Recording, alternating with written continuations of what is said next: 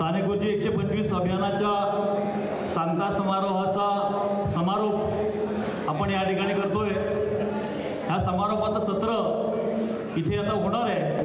तर हे आता जे समारोपाचं सत्र आहे ते आपण एका वेगळ्या मोडवरती करणार आहोत। या चळवळीचं पुढचं भविष्य काय आहे, लोकशाही समाजवादी चळवळीचं औचित्य काय आहे आणि पुढची वाटचाल कोणती आहे, या आशयावरती हे सत्र आपण घेणार आहोत। मी या सत्रासाठी जे दोन मान्यवर या ठिकाणी आलेले आहेत, मेधाताई तर कालपासूनच आहेत, परंतु या दोघांना मान्यवरांना इथे बोलवतोय। आदरणीय मेधाताई पाटकर, त्यांची ओळख करून द्यायची गरज नाही, त्यांनी इथे कृपा यावं। त्याचबरोबर आदरणीय योगेंद्रजी यादव आणि या समारोपाच्या कार्यक्रमाचे अध्यक्ष सुभाष वारे यांनी कृपया मंचावर यावं। समारोपाच्या कार्यक्रमाला आपण सत्राला सुरुवात करतोय।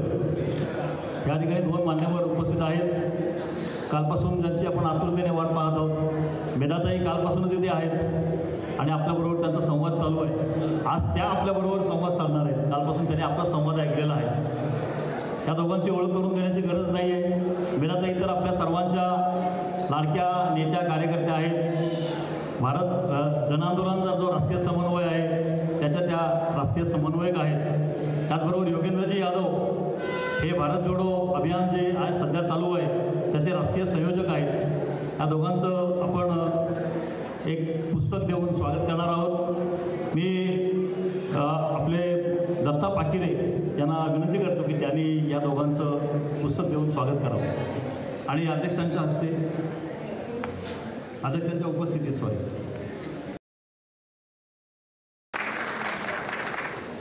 त्या दोन मान्यवरांच्या बरोबर अजून एक मान्यवर या ठिकाणी उपस्थित राहणार होते। खरं ते नियोजित होतं आधीपासूनच। राष्ट्र सेवा दलाचे राष्ट्रीय अध्यक्ष नितीनजी वैद्य हे या समारोपाला उपस्थित राहणार होते, परंतु काही त्यांच्या घरगुती कौटुंबिक अडचणीमुळे ते उपस्थित राहू शकत नाही। आता आपण ह्या समारोपाच्या सुरुवातीला आपण खरं तर कालपासून खूप चांगलं वातावरण आणि अत्यंत वैचारिक अशी घुसळण, सांस्कृतिक घुसळण, गाण्याने संगीताने सगळा माहोल भरून गेला होता। आणि काल सकाळपासून जी फेरी निघाली त्या फेरीपासून जी वेगवेगळी सत्र आपण या ठिकाणी घेतली, युवांचा संवाद, युवांचा हुंकार आपण ऐकला, शहरी महिलांचा आपण त्यांचं मनोगत ऐकली। या ठिकाणी बाबा आढावांसारखी मंडळी या ठिकाणी त्यांचं कौतुक करण्यासाठी गजानन खातू ही मंडळी उपस्थित होती। एक एक सत्र म्हणजे एकेकावरती कडी होती। 2 दिवस मला असं वाटतं की आपण सर्वांनी खूप चांगलं वैचारिक आणि काय म्हणूया की एक प्रेरणादायी असं खाद्य म्हणत नाही मी त्याला, एक ठेवा घेऊन आपण जातोय आणि ही जी पुढची जी आपल्याला वाटचाल करायची आहे त्या वाटचालीसाठी एक काय म्हणूया एक चांगलं भरीव असं काहीतरी घेऊन आपण जाणार आहोत आणि ते जाण्यासाठी आपण सुसज्ज आहोत। काल दोन्ही दिवस योगेंद्र जी बहुत अच्छे माहौल में हमने बिताए हैं। मीरा जी तो हमारी साथ थी। तर हे सगळ्या वातावरणामध्ये खरं तर हे साने गुरुजी 125 हे साने गुरुजींच्या जन्माला 125 वर्ष झाली। या निमित्ताने आपण काहीतरी करायला पाहिजे। इतकंच नाही तर जी चळवळ पुढे नेण्यासाठी साने गुरुजी 100 ज्यावेळेला 1999 साली ज्यावेळेला साने गुरुजींच्या 100च्या वेळेला जो 5-6 वर्ष पूर्ण महाराष्ट्रावर घुसळण चालली होती आणि त्यावेळची जी पार्श्वभूमी होती, जागतिकीकरण आणि सगळं जो एक मोठं आर्थिक संकट आपल्या देशावरती आलं होतं, त्या वातावरणामध्ये त्या वातावरणाला कसं सामोरं जावं हे समोर ठेवून ज्यावेळेला ती मंडळी एकत्र आली 25 वर्षापूर्वी एक ध्येय ठेवून आणि गेल्या 25 वर्षामध्ये अशी प्रबळ अशी वाटचाल केली। साने गुरुजी राष्ट्रीय स्मारक माणगावला उभं केलं, त्याच्यातनं मोठी चळवळ उभी राहिली।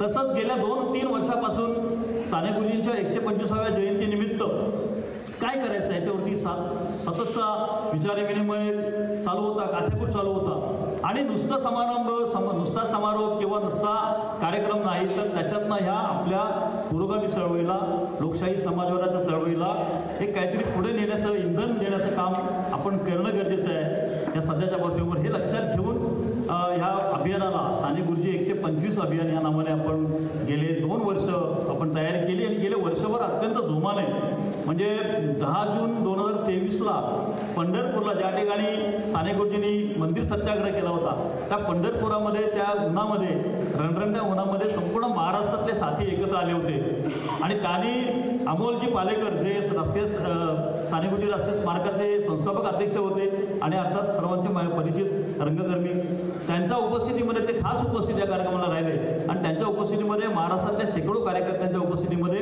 आपण या अभियानाचं उद्घाटन केलं. त्यानंतर डिसेंबरमध्ये 21 डिसेंबर 2023मध्ये मुंबईमध्ये प्रारंभ मेळावा झाला. त्या मेळाव्यामध्ये भंवर मेघवंशी म्हणजे पूर्ण राष्ट्रीय स्तरावरची मंडळी आपण आणली होती. भंवर मेघवंशी, पुरुषोत्तम अगरवाल, प्राध्यापक रमेश वरखेडे, डॉक्टर चैत्रा रेडकर अशी मान्यवर मंडळी ज्यांनी एक मोठं वैचारिक योगदान या देशाला दिलेलं आहे अशी मंडळी उपस्थित होती. आणि त्यानंतर गेल्या वर्षभर पूर्ण महाराष्ट्रामध्येच नव्हे तर अगदी महाराष्ट्राच्या बाहेरची काही राज्यांमध्ये केरळ आहे, मध्य प्रदेश आहे, गोवा आहे, गुजरात आहे, बिहार आहे अशा राज्यामध्ये हे अभियान आपण आपल्या ताकदीने चालवलं. काही लोकांनी अत्यंत डॉक्टर संजय मंगला गोपाळ यांनी तर या अभियानाचं खूप झंझावातच करून टाकला होता आणि कोकणामध्ये आम्ही यात्रा केली. पश्चिम महाराष्ट्रामध्ये तर आमचे मित्र बाबा नदाब, सदाशिव मगदूम यांनी एक यात्रा केली, त्याबरोबर सायकल यात्रा पण केली आणि त्याचबरोबर हिरम कुलकर्णी ह्या ठिकाणी आलेले नाहीत. खरं ते येणार होते परंतु काही अडचणीमुळे आलेले नाहीत. परंतु हिरम कुलकर्णींनी 65 व्याख्यानं दिली आणि ही व्याख्यानं फक्त मुलांसमोर नाही तर शिक्षकांसमोर काही हजार शिक्षकांपर्यंत साने गुरुजींना ते घेऊन गेलेले आहेत.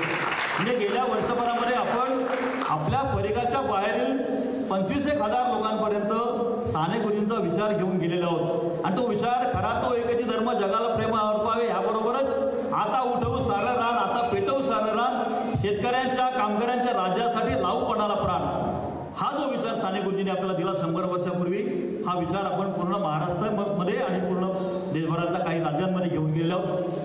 खरं तर हा एक कालपासूनचा 2 दिवस आणि गेले वर्षभराचं जे काही चाललेलं आहे खरं तर हे नुसतं आत्ताच्या वातावरणामध्ये आता एक आपल्याला सर्वांना कल्पना आहे अत्यंत वाईट म्हणजे अत्यंत काय म्हणूया की दयनीय असं अवस्था भारतीय समाजाची झालेली आहे, भारतीय लोकशाहीची झालेली आहे. अशा अवस्थेमध्ये केवळ आशा नाही तर एक निर्धार घेऊन आपण या ठिकाणावर निघायचं आहे. हा निर्धार हा संकल्प शब्द मी वापरत नाही, शब्दांपेक्षा बरंच काही आहे परंतु एक काहीतरी इथून आपल्याला जायचं आहे, जोमाने बाहेर पडायचं आहे. आणि गेले 2 दिवस हे कार्यक्रम होत आहेत, नुसते चर्चा नाहीत, नुसते कार्यक्रम नाही तर त्याच्या पलीकडे आपण काही विचार करतो. काल रात्री कार्यकर्त्यांची बैठकी झाली की पुढे काय करायचं.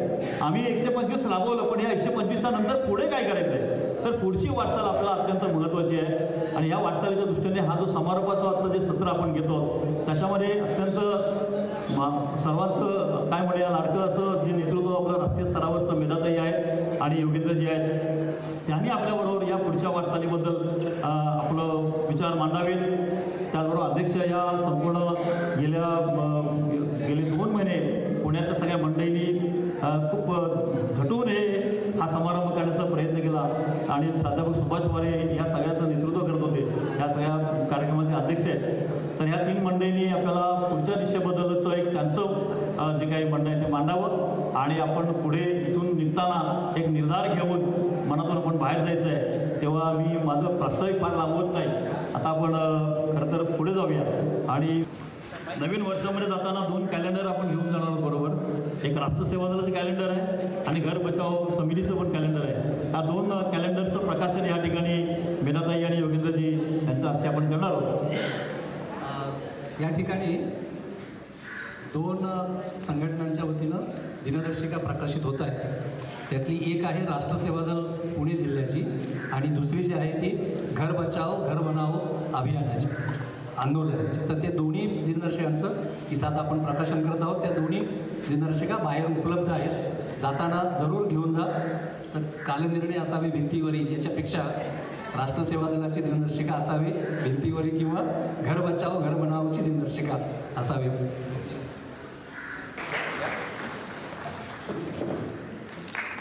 पुणे जिल्ह्याच्या कार्याध्यक्ष दीपाली आपटे याई याच्यासोबत आहेत. ही पुणे जिल्ह्यानं बनवलेली दिनदर्शिका आहे.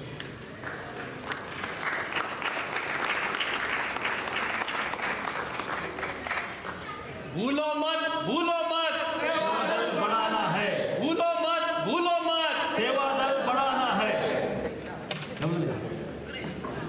के शहरी गरीबों के लिए 2005 से संघर्ष करते हुए, कई बिल्डरों को झुकाते हुए, बस्तियां 75,000 घर तोड़े थे तब बचाते हुए आज तक आंदोलन जारी है। और जन आंदोलनों के राष्ट्रीय समन्वय का शहरी गरीब मोर्चा का ये हिस्सा है। नगर के माहौल प्रकरण में से सभी लोग प्रतिनिधि के रूप में घर बचाओ घर बनाओ।